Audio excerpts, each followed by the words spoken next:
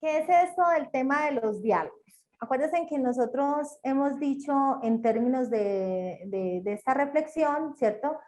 Que primero que el diálogo es una herramienta para transformar conflictos. Y es una herramienta, acuérdense que si hablamos que la transformación de conflictos se concentra en transformar relaciones entre los actores, entonces el diálogo tiene dentro del centro de su intencionalidad transformar esas relaciones entre los actores, ¿no?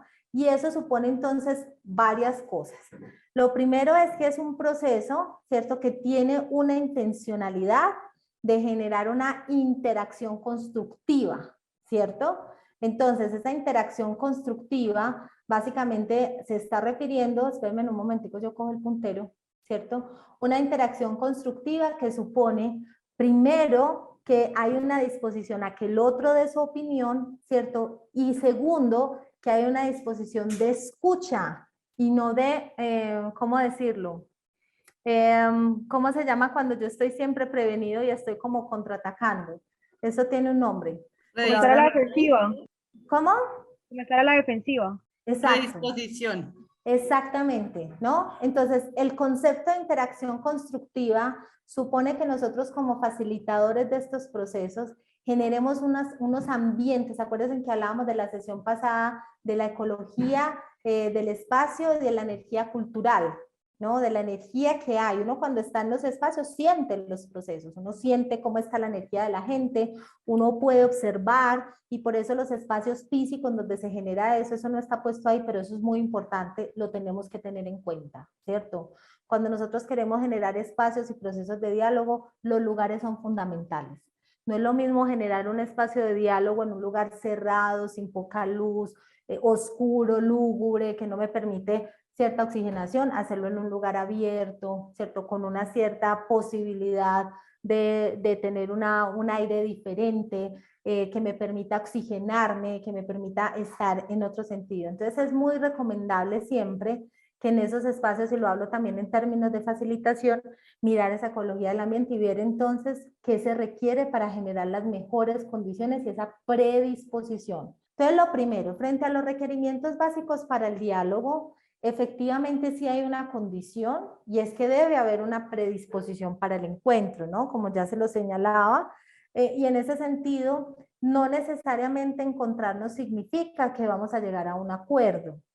Puede ser que el alcance del diálogo sea el reconocernos, el reconocer que hay diferencias, el reconocer esas visiones y esas comprensiones, aunque no logremos llegar a un acuerdo común de sobre esas visiones. Puede ser que nunca logremos llegar a ese acuerdo, pero el solo hecho de tener un espacio en el que podamos reconocer esas visiones y esas diferencias ya es un alcance del diálogo que es válido en estos procesos, ¿no? Y en este sentido, pues hay asuntos fundamentales que debemos trabajar con los actores que tienen que ver con no quedarme en un monólogo, es decir, que solamente sea mi posición. En estos espacios suele pasar que solo un actor habla y es el que plantea a todos, ¿no? Y ahí entonces el facilitador o facilitadora debe tener esa capacidad de mover. Por ejemplo, si en general en los espacios siempre el que habla es el Estado, y es ahí el que siempre llega a poner sus intereses en la mesa, entonces como facilitadores debemos cambiar el orden y dar un espacio a aquellos que normalmente no tienen la posibilidad de expresar sus ideas, ¿no?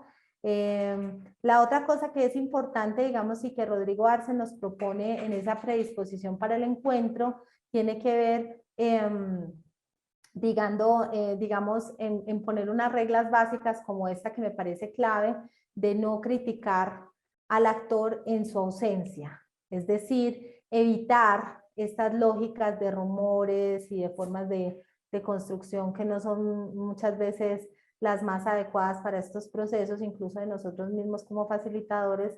No, es que este no vino porque no le interesa, porque quiere hacer tal cosa, ¿no? O sea, evitar o yo pienso esto, pero el actor no está aquí presente y entonces yo lo digo, pero no se lo digo en la cara, digamos. Una cosa importante del espacio de diálogo es que posibilite precisamente ese reconocimiento y eso supone que todos los actores puedan estar presentes y comunicar esas reflexiones y esos pensamientos, ¿no? Y en ese sentido, pues también es la oportunidad para manifestar esas preocupaciones que me genera lo que el otro está planteando. ¿Qué es lo que yo siento frente a esa posición que ese actor está diciendo, ¿no? Frente a esa realidad, no solamente mi interés, sino también el temor que me genera, temor en el sentido de, sí, lo que me está generando este conflicto es que esta propuesta que tú tienes puede vulnerar mis derechos o mis formas de vida por esto y esto y esto, ¿no? Ahora, la otra cosa que también es muy importante, y yo aquí lo aclararía, no sé si está por ahí, esa predisposición para el interaprendizaje y para movernos del lugar.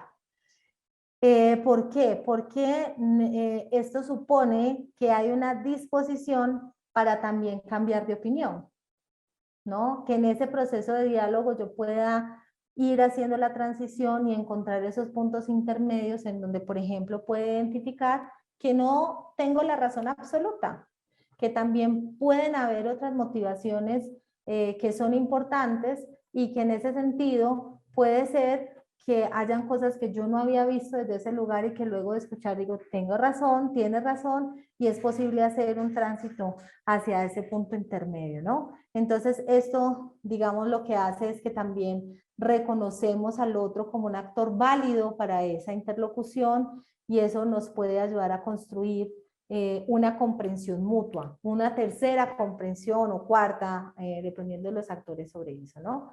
Y en ese sentido, pues, esto por supuesto supone la apertura para aceptar argumentos que yo no puedo debatir porque son así, porque son concretos, ¿cierto?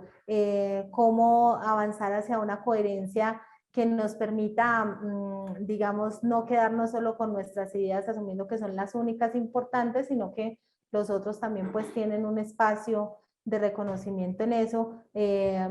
Rodrigo Arce habla de la sensatez, ¿no? De la sensatez casi como un elemento fundamental que nos ayuda a avanzar en ese tema, digamos, de la coherencia, y en ese sentido es importante reconocer que nadie se va a sentar en un espacio de diálogo si siente que va a perder todo. Es un espacio en el que todos ganan de alguna manera, ¿no? Entonces, en ese sentido, el espacio debe estar en una idea, digamos, de construcción hacia esas ganancias compartidas de alguna manera, ¿no? Y en este sentido, cuando yo les compartía esta idea de este espacio emocional, idealmente, si es posible, siempre contar con un equipo interdisciplinario, no solamente una persona, sino que por lo menos si hay una persona que facilita el proceso de diálogo y alguien que hace apoyo más desde una perspectiva psicosocial, ¿cierto? Que pueda ayudar a dar como esa contención emocional, es importante, ¿no? Es ideal poder tener esto por lo menos en esas primeras fases, porque ayuda mucho a canalizar a través de distintas técnicas que existen para poder colocar a la gente como en sintonía de este proceso. Entonces, ¿cuáles son los objetivos del diálogo? Entonces, ¿qué nos plantea Rodrigo Arce? Nos dice, bueno, un objetivo concreto del diálogo puede ser tener un proceso de cooperación y de trabajo conjunto, ¿cierto? Para construir significados comunes a los interlocutores y las interlocutoras. Podemos llegar a buscar identificar nuevas opciones y visiones que sean compartidas, como les decía. Podemos construir entendimientos, digamos, también mutuos más allá de las diferencias, y podemos también avanzar en resolver asuntos que son más complejos de índole social, económico y político. Lo que quiere decir que los procesos de diálogo pueden tener distintas fases, distintos momentos y distintos alcances, ¿cierto? Lo que es claro es que en un solo espacio, digamos, físico en el cual generamos procesos de interlocución, no se surte el proceso del diálogo únicamente, ¿no? Hay que pensarlo de manera estratégica y como una ruta metodológica, ¿no? Entonces, ¿qué es lo que, digamos, como elemento fundamental aparece ahí? Perdón, lo subo acá, ¿cierto? ¿Qué nos dice Rodrigo Arce? El diálogo como posibilidad de reinterpretar nuestras relaciones, construir puentes comunes de articulación y encuentro, el diálogo como herramienta para procesar las legítimas diferencias entre los diversos actores, ¿no? Entonces, él a partir de eso nos propone como 3 grandes propósitos del diálogo. Uno, en términos de que sea un espacio generativo y de reflexión, que yo pueda comprender lo que está pasando, analizar de manera conjunta los conflictos, ¿cierto? Que sea un espacio también de manejo crítico o de las crisis en los momentos de conflicto y ahí llegar a acuerdos comunes que generalmente se hacen es para definir una ruta posterior. Ok, vamos a sentar a la mesa a los actores, vamos a definir una agenda y sobre eso vamos a trabajar en un proceso, pero por favor, paremos esto, ¿no? Paremos esta protesta, esta violencia, esto no sé qué, sentémonos a conversar y definamos cómo lo vamos a hacer. Y la otra cosa ya está en función de esa construcción de esas visiones conjuntas, ¿cierto? Que nos llevan a esos procesos de transformación, perdón, social. Entonces, dentro de eso, hay elementos importantes que también Rodrigo nos dice en términos de cuándo no, o cuáles son las dificultades y limitaciones para el diálogo, ¿cierto? O cuándo un diálogo no es legítimo. Entonces, lo primero que es muy importante, que yo les decía ahora, es cuando estos actores se sientan a hacer un proceso de diálogo, pero en realidad no tienen la intención de dialogar, ¿cierto? Entonces hay una resistencia al propósito, digamos, al cambio que yo les decía ahora y para reconocer al otro, ¿no? Ahí hay una dificultad para poder avanzar en el diálogo y se requiere entonces un proceso previo que permita llevar hacia ese lugar. Y lo segundo, que es muy importante, tiene que ver con estos escenarios de desconfianza, ¿cierto?, hacia los otros actores y esas relaciones asimétricas de poder. Y por eso los facilitadores de estos procesos son tan importantes. Un facilitador de procesos de diálogo puede realmente contribuir a un proceso exitoso de diálogo o se puede tirar la batica de cuadros, como decimos nosotros, ¿no? Entonces hay que tener también mucha claridad sobre cuál es el rol que nosotros tenemos, ¿cierto? Y tener también mucha responsabilidad en función de lo que significa, dimensionar lo que significa esa facilitación de esos procesos. Cuando, por ejemplo, un facilitador o facilitadora de estos procesos de diálogo tiene mucho afecto hacia un actor o una identidad política demasiado cercana hacia un actor, lo más recomendable es que no sea la persona que facilite ese diálogo. ¿Por qué? Pues porque siempre va a tender hacia un lado de la balanza. Entonces, por eso también en estos espacios de mediación o que no es lo mismo, pero en general se buscan siempre actores que conozcan, que conozcan las problemáticas y todo, pero que no tengan una relación afectiva con los actores que están ahí. Por eso en general es complicado, ¿cierto?, cuando los mismos actores que están involucrados en el conflicto hacen estos procesos de diálogo sin un apoyo externo, porque pues siempre es complicado llegar a esos acuerdos, ¿no? Ojalá, eso es lo ideal, digamos, pero la práctica nos ha dicho que el tener un tercero, ¿cierto?, que pues permita eso, facilita esta construcción. Hay por acá un comentario en chat. Otra limitación es el empoderamiento por parte de los actores. Debe existir intención del diálogo. Ajá. Dentro, por ejemplo, de una de las cosas que a mí me parece interesante desde la perspectiva de género, por ejemplo, es hablar del desempoderamiento, ¿no? Mientras empoderas a algunos actores, porque lo que haces es darles herramientas para que estén en unas condiciones de igualdad. En esos escenarios de diálogo, la idea es desempoderar a otros, ¿no? Que estén dispuestos a ceder un poco ese espacio de poder para poder, valga la redundancia, tener esa posibilidad de conversar alrededor de estos problemas y generar estos procesos de diálogo. Bueno, ¿cuándo también entonces, si tenemos esta situación, cuando hay un diálogo que no es legítimo? Lo primero, cuando se instrumentaliza como un mecanismo para mantener el status quo.